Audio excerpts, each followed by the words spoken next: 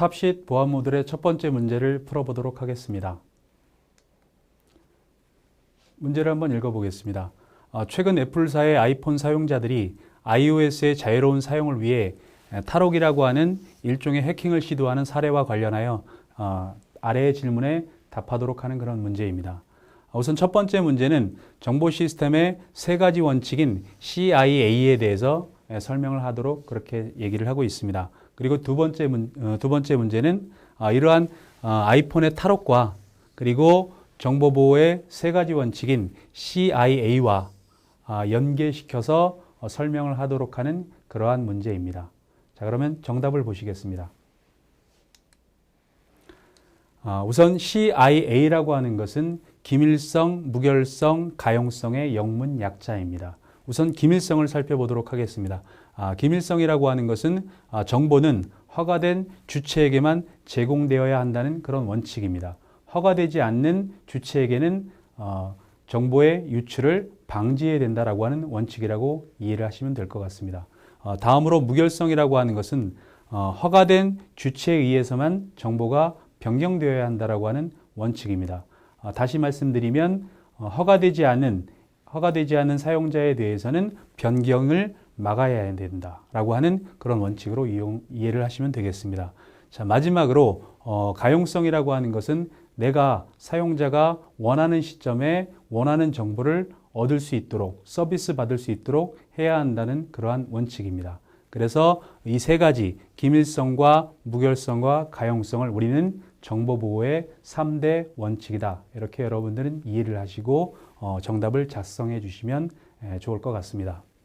자, 두 번째 문제는 이러한 CIA라고 하는 세 가지 정보보호의 3원칙을 가지고 우리들의 실생활에서 어떻게 그것들을 연계시킬 수 있는가 하는 그러한 문제로 이해를 하시면 될 것 같습니다. 그래서 여기서 얘기하고 있는 탈옥의 문제와 그리고 CIA를 어떻게 연결시킬 것인가. 우선 아이폰의 특징은 사용자가 원하는 그런 어플리케이션, 앱이라고 하는 어플리케이션을 임의대로 설치할 수 없는 그런 환경으로 구성되어 있기 때문에 탈옥을 통해서 자유롭게 어플들을 설치할 수 있는 그런 측면에서 가용성은 증가한다라고 볼 수 있다. 이렇게 답을 하실 수 있을 것 같고, 반면에 탈옥을 하게 되면 정보 보안에 노출이 있을 수 있으므로 중요한 기밀성과 무결성은 저하될 수 있는 위험성이 있다. 이런 측면에서 여러분들은 정답을 작성을 해주시면 되겠습니다. 자, 좀 더 이 문제에 대한 상세한 설명을 드리도록 하겠습니다. 자, 우선 우리가 기밀성이라고 얘기하는 것은 아까 말씀드렸던 바와 같이 허가된 사람만이 그 정보를 열람할 수 있고 허가되지 않는 사용자에 대해서는 그 정보가 노출되는 것을 방지한다라고 하는 것이 바로 기밀성의 원칙이라고 말씀을 드렸고요. 그리고 이러한 기밀성을 보호하기 위해서 우리는 암호화라고 하는 그런 보안 기술을 사용을 해서 기밀성을 보호한다. 이렇게 여러분들은 이해하시면 될 것 같습니다. 또한 무결성이라고 하는 것은 아까 말씀드렸다시피 허가된 사용자에 대해서만 변경을 허용한다. 즉 허가받지 않는 사용자에 의한 위헌조를 철저하게 우리는 방지해야 한다라고 하는 그런 원칙이라고 말씀을 드렸고, 이러한 무결성을 보호하기 위해서 우리는 전자서명과 같은 해시 알고리즘을 사용한 전자서명과 같은 기법을 이용해서 이러한 무결성을 우리는 확보할 수 있다. 그리고 마지막으로 사용자가 원하는 시점에 원하는 정보를 언제든지 서비스 받을 수 있도록 하는 원칙인 가용성이라고 하는 원칙은 이러한 디도스와 같은 가용성 침해 공격으로부터 우리가 대응 체계를 갖춤으로써 가용성을 확보할 수 있다. 이렇게 여러분들은 이해를 하시면 될 것 같습니다. 자, 다음으로 두 번째 문제에 대한 상세한 설명을 같이 보도록 하겠습니다. 자, 우선 우리가 탈옥이라고 하는 문제와 그리고 CIA라고 하는 문제를 같이 연관지어서 생각을 해봤을 때, 탈옥은 일시적으로 가용성을 높일 수는 있지만 이 과정에서 악성 코드나 외부의 어떤 공격으로부터 노출될 위험이 커지기 때문에 기밀성과 신뢰성은 저하될 수 있다. 이렇게 여러분들은 답을 하실 수도 있고, 또 여러분들은 이런 측면에서 생각해 보실 수도 있을 것 같습니다.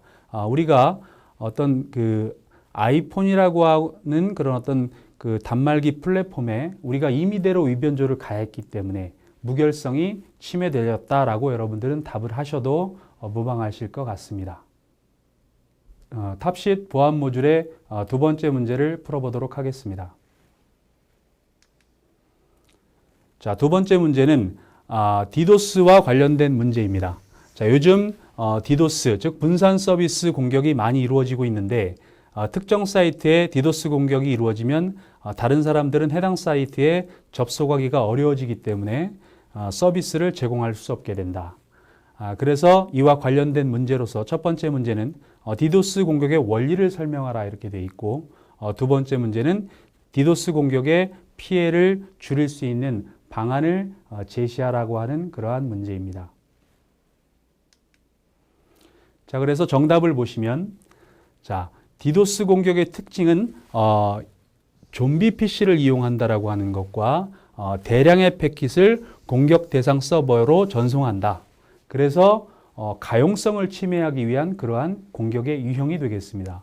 가용성을 침해한다라는 얘기는 서버 측에, 즉 공격 대상 서버에 네트워크 대역폭을 가득 채워서 정상적인 서비스를 할 수 없게끔 하는 그런 어떤 서비스의 불능 상태로 만드는 그런 공격이다라고 여러분들은 디도스 공격의 원리를 설명을 하시면 될 것 같습니다.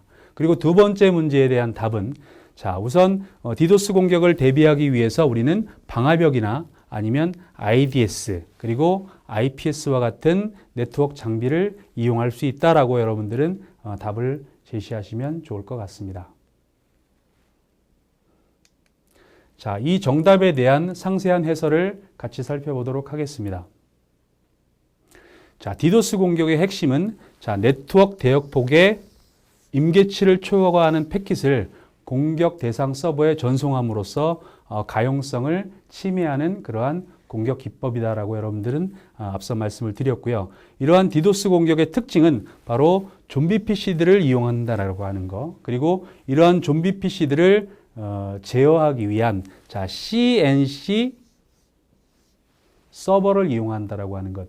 여기서 CNC는 커맨드 앤 컨트롤의 약자라고 보시면 되겠습니다. 그래서 공격자는 CNC 서버를 장악을 하고 이러한 CNC 서버들을 이용을 해서 좀비 PC들을 감염시킨 이후에 그러한 좀비 PC들을 조정을 해서 공격 대상을 공격하는 것이 바로 디도스 공격의 중요한 특징이라고 이해를 하시면 될 것 같습니다. 그리고 이러한 좀비 PC들에 의해서 대량의 공격 패킷이 공격 대상 서버에 전송되기 때문에 네트워크 대역폭을 모두 소모해 버리게 되면 정상적인 요청에 대한 서비스를 수행할 수 없기 때문에 어떤 서비스 불능 상태로 빠지게 되고 심지어는 현격한 성능 저하나 서버의 다운 현상을 야기시킬 수 있는 그러한 공격이라고 이해를 하시면 됩니다. 자, 두 번째 문제에 대한 상세한 설명을 살펴보도록 하겠습니다.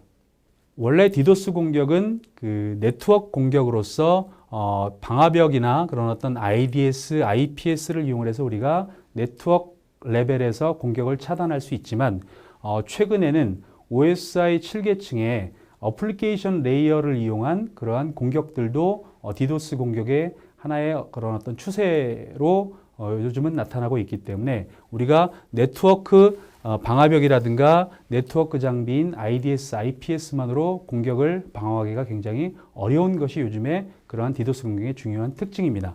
그래서 우리는 OSI 7계층의 어플리케이션 계층에서의 어떤 패킷 검사라든가 아니면 패킷 간의 연계 검사 등이 가능한 L7 스위치 등과 같은 그런 어떤 보안 장비들을 이용을 해서 디도스 공격을 방어할 수 있다.